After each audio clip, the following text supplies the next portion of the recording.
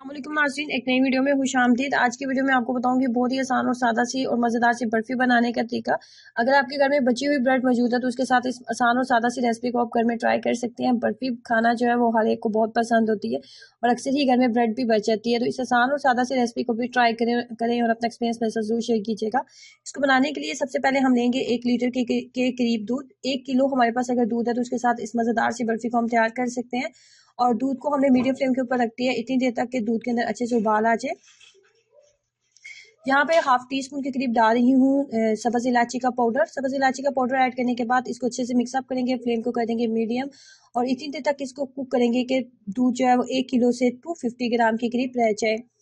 4 अदद ब्रेड लिए हैं। ब्रेड जो है ये 2 दिन पुरानी है मेरे पास। अब यहाँ पे इसको डालूंगी ग्राइंडर के अंदर, अच्छा सा हम फाइन साइज का पाउडर बना लेंगे। 1 किलो दूध के अंदर अगर 4 ब्रेड आपके पास मौजूद है तो 4 से 5 अफराद के लिए आप बर्फी जो है आसानी से तैयार कर सकते हैं। दूध जो है काफ़ी हद तक पक चुका है, तकरीबन इसको 1 से 1.5 घंटा हो चुका है पकाते हुए मुझे, और ससा चम्मच को मैंने चलाते हुए लास्ट स्टेज पे ये तकरीबन 250 ग्राम, 1 पाव के करीब हमारे पास दूध जो है वो रह जाना चाहिए। उसके बाद हमने जो ब्रेड वाला चूरा तैयार किया था वो इसके अंदर ऐड कर देंगे।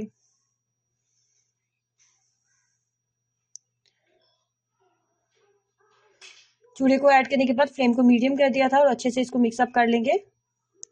अच्छे से मिक्सअप करने के बाद जैसे ही इसका दूध जो है वो बिल्कुल ये फाइनल दूध जो काफ़ी हद तक ड्राई हो चुका है, तो यहाँ पे इसके अंदर मैं 2 बड़े खाने के चम्मच देसी घी का इस्तेमाल कर रही हूँ। मेरे पास जो दूध था वो मैंने फुल फैट मिल्क, घर का हालस मलाई वाले दूध का इस्तेमाल किया था। अगर आप फुल फैट मिल्क का इस्तेमाल नहीं कर रहे तो आप घी की मिकदार थोड़ी ज़्यादा भी रख सकते हैं। और मैंने देसी घी का इस्तेमाल किया। आप यहाँ पे मक्खन का इस्तेमाल कर सकते हैं या फिर आप नॉर्मल जो किचन में आपके पास घी मौजूद है उसका भी आप इस्तेमाल कर सकते हो। घी ऐड करने के बाद उसके बाद हमने यहाँ पे ऐड करना है मीठा। इसके अंदर चीनी मैं ऐड करने वाली हूँ। मैंने जो है बिल्कुल नॉर्मल मीठा इसके अंदर रखूँगी, बहुत ज़्यादा तेज़ मीठा हम नहीं रखने वाले। तो हाफ कप के करीब जो चीनी है वो काफ़ी होगी, तो हाफ कप चीनी ही मैंने इसके अंदर ऐड की है।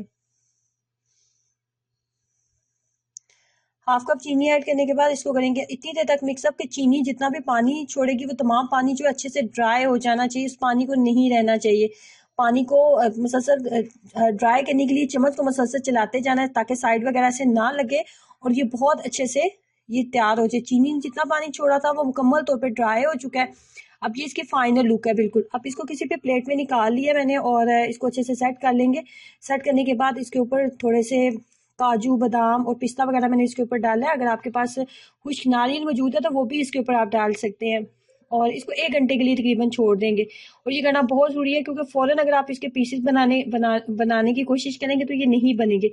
मैंने भी इसको भी 1 घंटा नहीं हुआ बने हुए, तकरीबन आधा घंटे बाद ही मैंने इसको कट करना स्टार्ट कर दिया था क्योंकि मेरा दिल कह रहा था मैं इसको जल्दी जल्दी खा लूँ, क्योंकि ये खाने में बहुत ज़्यादा टेस्टी बनी थी। और अगर मैं इसको 1 घंटा रखती तो इसकी शेप ज़्यादा अच्छी बनती, लेकिन आधे घंटे बाद भी इसकी शेप बहुत अच्छी बन चुकी है।